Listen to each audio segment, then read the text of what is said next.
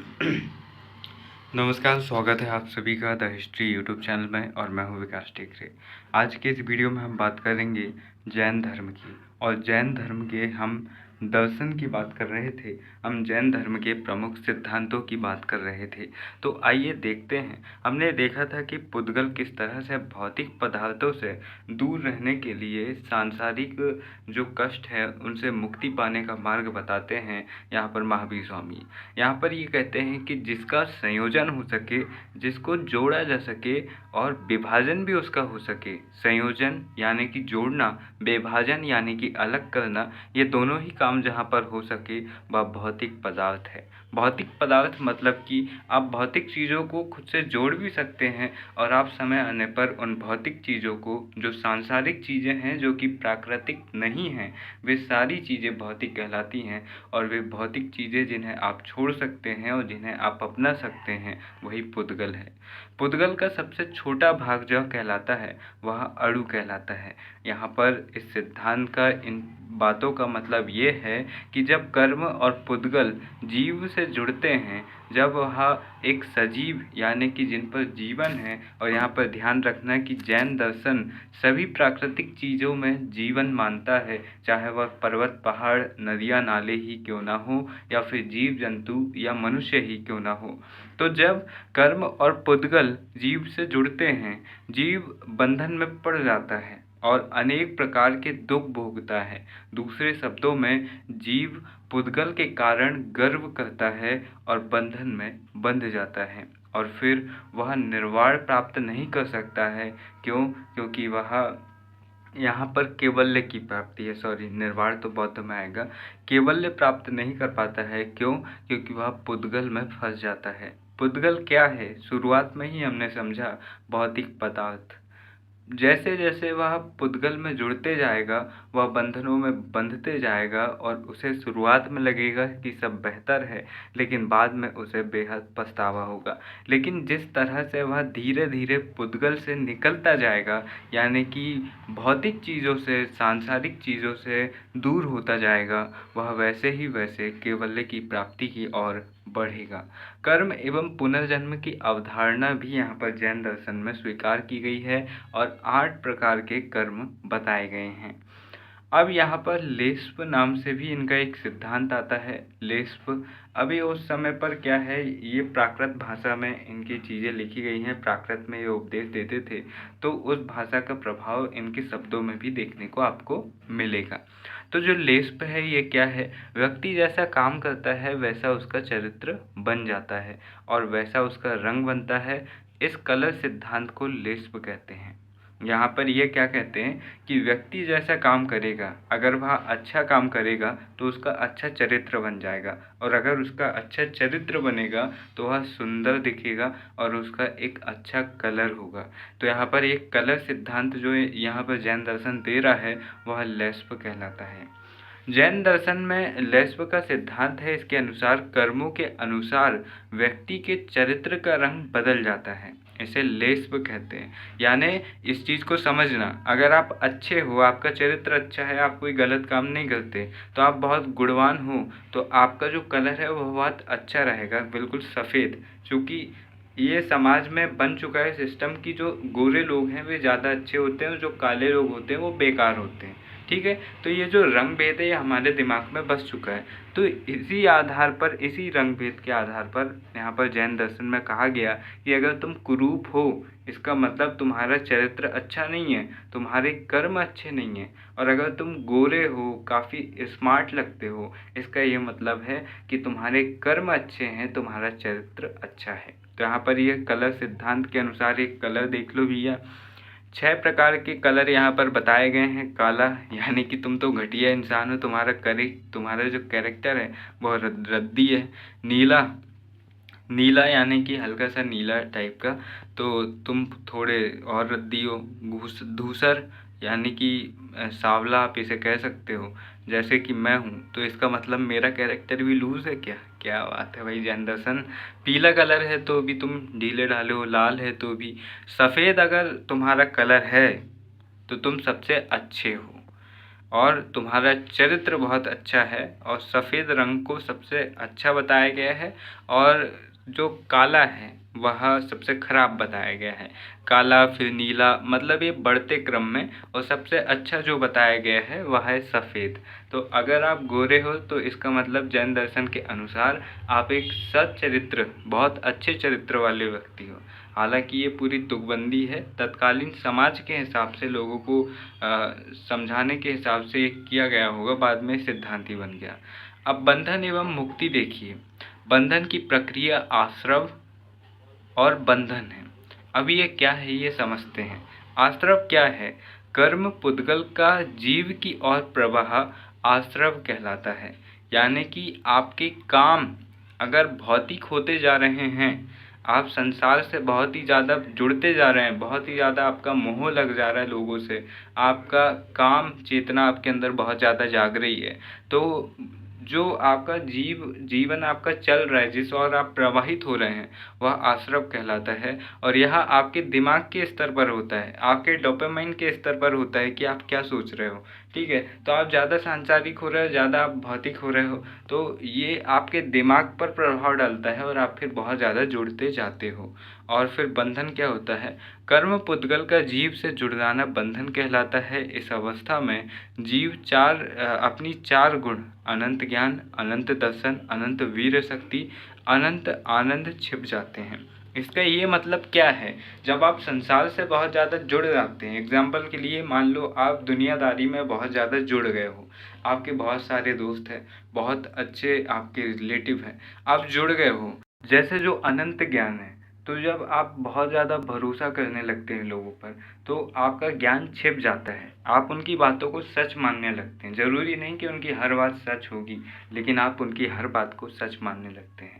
आप अपने विचार रखने बंद कर देते हैं और उनके विचार को ही अपनाने लगते हैं। साथ ही साथ जब आप काम चेतना आपके अंदर बार बार जागती है, जब आपकी बहुत सारी गर्लफ्रेंड्स होती हैं, बहुत सारे बॉयफ्रेंड आपके बनते जाते हैं, तो आप अपना अपना जो शरीर है उससे भी आप सत्यानाश करते हैं। साथ ही साथ एक बहुत ज़्यादा जो अनंत खुशी है वो आप छोड़ देते हैं, क्योंकि आप जब संसार में जुड़ते हैं तो आपको न केवल अच्छी चीज़ मिलती है। मान लो मेरे बहुत सारे दोस्त हैं, बहुत सारे रिश्तेदार हैं, तो क्या मुझे उनसे हर समय खुशी ही मिलेगी? नहीं, कभी मुझे उनसे धोखा मिलेगा। जब धोखा मिलेगा तो मैं टूट जाऊंगा। मेरी गर्लफ्रेंड छोड़ के जाएगी तो मैं टूट जाऊंगा। जब मुझे उनसे जब उनके दुख होंगे तो मैं भी दुख हो जाऊंगा। तो इस तरह से एक समय आने पर मुझे दुख ही दुख मिलने वाले हैं अगर मैं सांसारिक हुआ तो यहाँ पर ये कहते हैं कि भैया बंधनों से मुक्ति पाओ और अपनी ज़िंदगी को आसान बनाओ। तो इस तरह से ही कहते हैं। तो ये जो दर्शन है ये काफ़ी अच्छे हैं और अगर इन्हें पालन किया जाए थोड़े थोड़े स्तर पर तो हम अपने जीवन को भी बेहतर बना सकते हैं। अब मुक्ति की प्रक्रिया क्या है? अभी तो हमने ये समझा, क्या समझा हमने समझा आश्रव। आश्रव का मतलब है कि आप धीरे धीरे भौतिक पदार्थों में, आप सांसारिक जीवन में घुसते जा रहे हैं, जुड़ते जा रहे हैं, आपका मोह लगते जा रहा है। साथ ही साथ आपके बंधन, यानी कि आप इतने ज़्यादा जुड़ गए हैं कि आपका जो ज्ञान है, दर्शन है, आपका वीर है, आपकी शक्ति है, आपका अनंत आनंद है, वो धीरे धीरे समाप्त होने लगा है। आप कैसे निकलोगे इन चीज़ों से? इनसे निकलने के लिए संवर और निर्जरा है। ये क्या है? संवर का मतलब होता है कि इस प्रक्रिया में कर्म पुद्गल के जीव की ओर प्रवाह को रोका जाता है।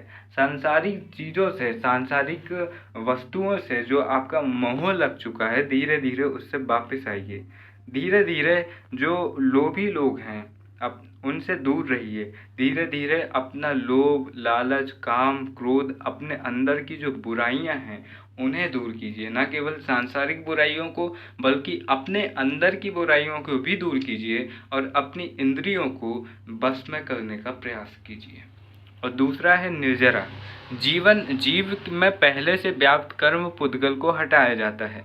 इस अवस्था में जीव पुनः अपने वास्तविक रूप में आ जाता है।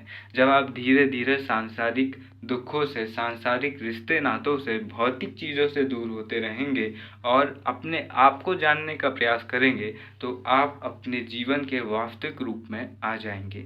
कैवल्य की अवस्था क्या है? कैवल्य की अवस्था संबर संबर जब आपने संबर कर लिया, जब आपने पुद्गल कर्म पुद्गल यानी कि भौतिक चीज़ों से आपने जुड़ाव कम कर लिया, तो आप त्रिरत्न की ओर बढ़ेंगे। सम्यक ज्ञान, सम्यक दर्शन, सम्यक चरित्र, जिन्हें हम आगे देखेंगे।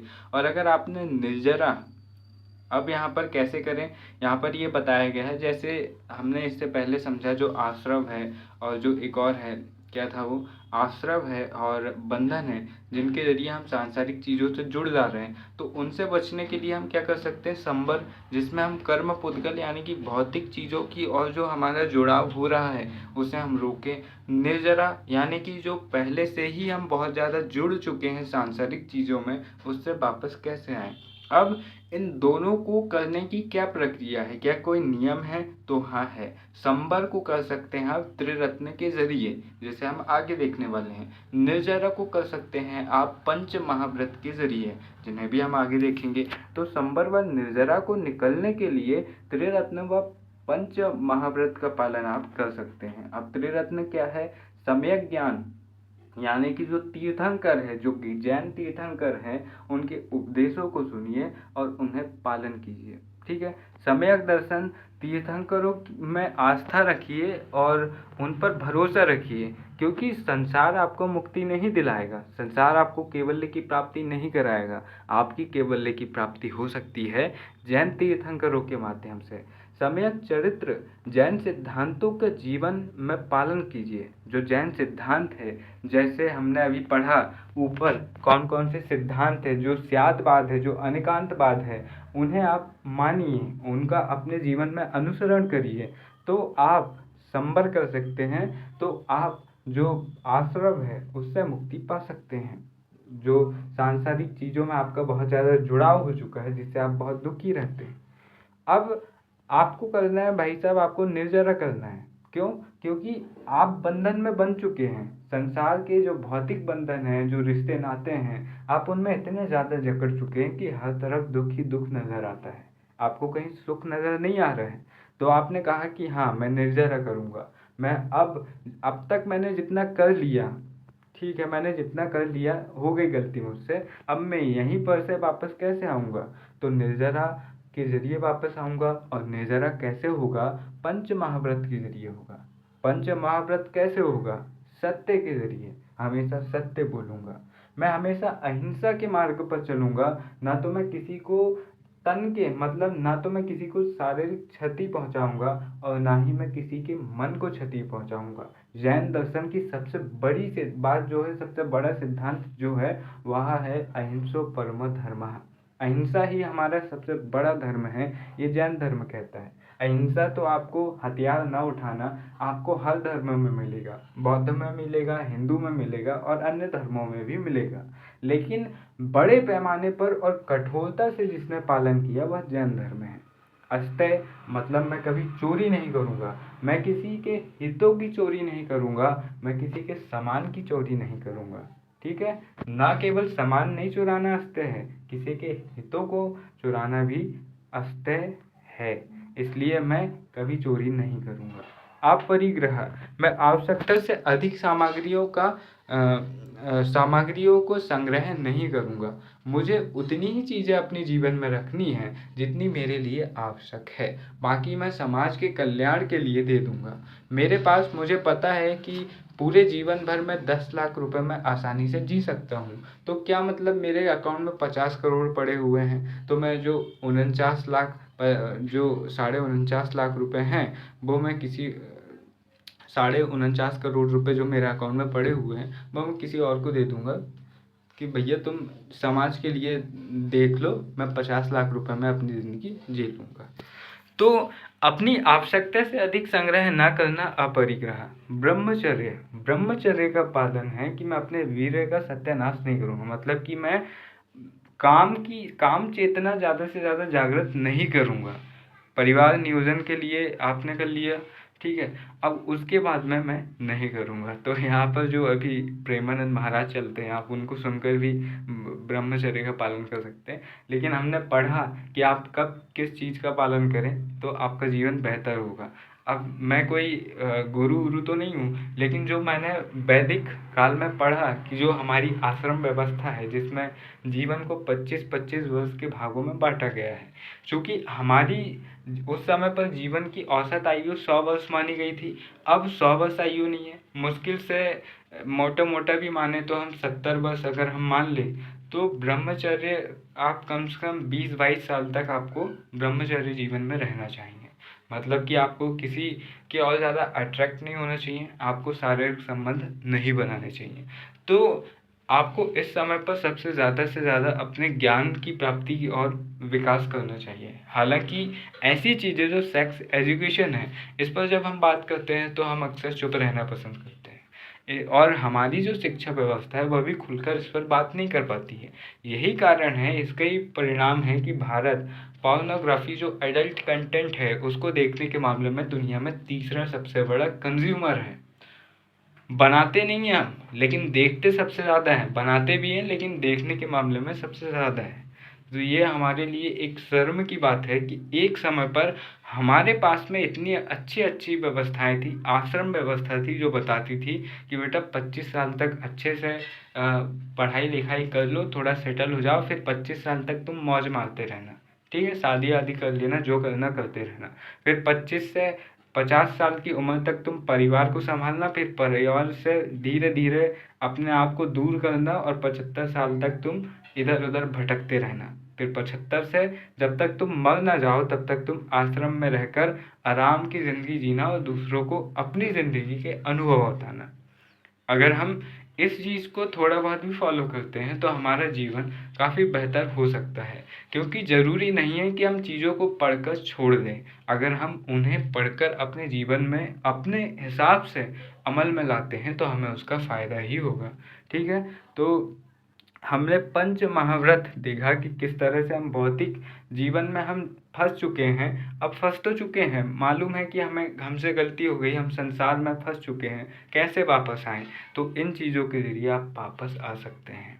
ठीक है, तो यहाँ पर इन चीज़ों का मतलब ये नहीं है कि पूरी तरह से संसार से मुक्ति हो जाना है या फिर अलग किसी जंगल में जाकर बैठ जाना।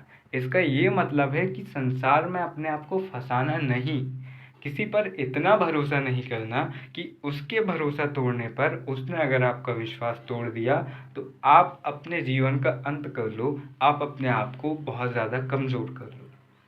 ठीक है, यहाँ पर सांसारिक दुखों भौतिक जीवन से मुक्ति का मतलब ये है कि हाँ, वो है तो ठीक है, वो नहीं है तो भी ठीक है। ठीक है, इस तरह की बात यहाँ पर ये कर रहे हैं। अब इसके बाद में हम देखते हैं अनेकांतवाद।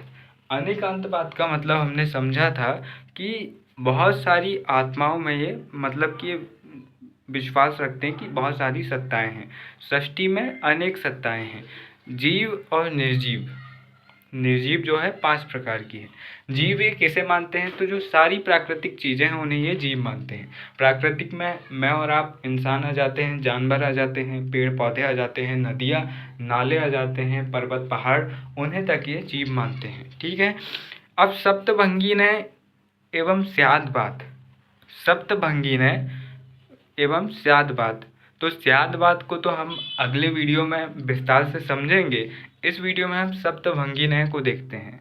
सप्तभंगी नय का मतलब होता है, सप्त मतलब होता है 7, भंगी मतलब होता है प्रकार, और नय का मतलब होता है निर्णय। मतलब 7 प्रकार के निर्णय लेना। कौन कौन से, आइए देखते हैं। सप्तभंगी नय एवं स्यादवाद ज्ञान मीमांसा से संबंधित है। किसी वस्तु के बारे में संपूर्ण ज्ञान नहीं है, पूर्ण ज्ञान सिर्फ केवल ले मोक्ष प्राप्त करने वाले को है। यानी सब कुछ कौन जानता है, जिसने कैवल्य प्राप्त किया। कैवल्य किसने प्राप्त किया, महावीर स्वामी ने प्राप्त किया, जैन तीर्थंकरों ने प्राप्त किया। तो वे जानते हैं, इसलिए उन्हें ईश्वर से भी ऊंचा दर्जा दिया गया है। केवलिन है, जो जैन हैं, जो महावीर स्वामी हैं, वे सबसे बड़े ज्ञानी हैं, उनसे आगे आप नहीं जान सकते।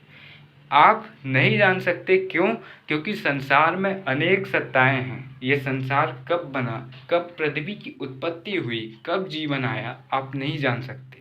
यह पृथ्वी कब से चल रही है, ये अनादि काल से चल रही है और ये अनंत काल तक चलती रहेगी। पृथ्वी की जन्म की तिथि, पृथ्वी की समाप्ति की तिथि आप नहीं जान सकते, आप कुछ भी नहीं जान सकते, ऐसा जैन दर्शन कहता है। स्यादबाद में तो आपका दिमाग घूम जाएगा। यहाँ पर सप्तभंगिनी में देखिए आप, यहाँ पर किसी वस्तु पर 7 प्रकार के निर्णय हो सकते हैं। स्याद किसी एक परिस्थिति में वस्तु वैसी हो, जैसे रिमोट सफ़ेद है, शायद रिमोट सफ़ेद है। मतलब आप ये नहीं कह सकते कि आप 100% जानते हैं। मान लीजिए आपने कहा कि मैंने वहाँ पर एक गधा देखा, ठीक है। अब पता लगा कि पास में जाकर थोड़ा पास में गए तो वह घोड़ा था, थोड़े और पास में गए तो पता लगा कि वह लाल कलर का बैल था, और पास में जब उसे हाथ लगाकर देखा तो पता लगा कि अरे ये तो एक मूर्ति थी, एक कलाकृति थी, जिसे इस तरह से बनाया गया कि ये बिल्कुल असली लगे। तो आप कुछ जान ही नहीं सकते। इसलिए यहाँ पर जैन दर्शन कहता है कि हमेशा स्याद लगाओ, कुछ भी बोल रहे हो तो यहाँ पर कहो कि स्याद, शायद, स्याद प्राकृत शब्द है, अपन उर्दू या हिंदी में बोले तो शायद वहाँ पर एक घोड़ा है।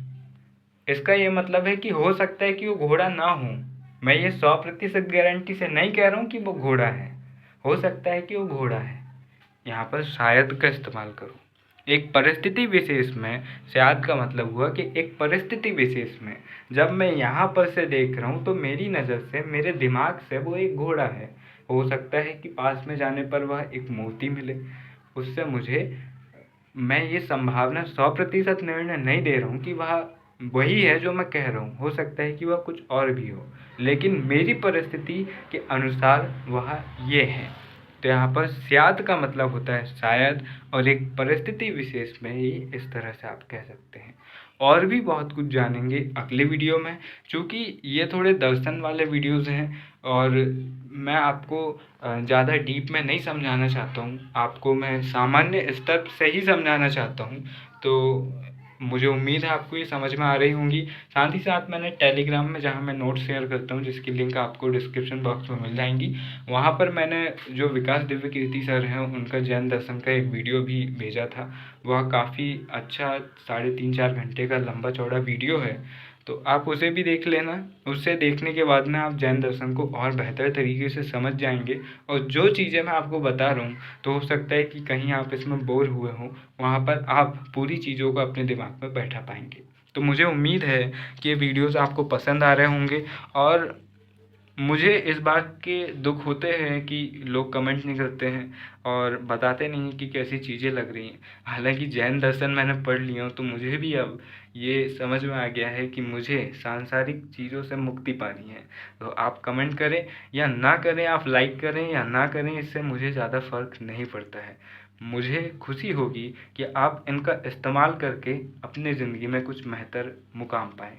ठीक है, वीडियो के अंत में बस इतना ही कहना चाहूँगा, रिश्तों की सिलाई भावनाओं से हो तो टूटना मुश्किल है, स्वार्थ से हो तो टिकना मुश्किल है। इसलिए रिश्ते बनाओ भावनाओं से, लेकिन भावनाओं में इतना भी मत बह जाना कि भावनाओं के टूटने पर आप टूट जाओ। क्यों? क्योंकि हमने अभी तो पढ़ा है जैन दर्शन। फिर मिलते हैं अपने किसी और वीडियो में, तब तक के लिए नमस्कार, जय हिंद, जय हिंद।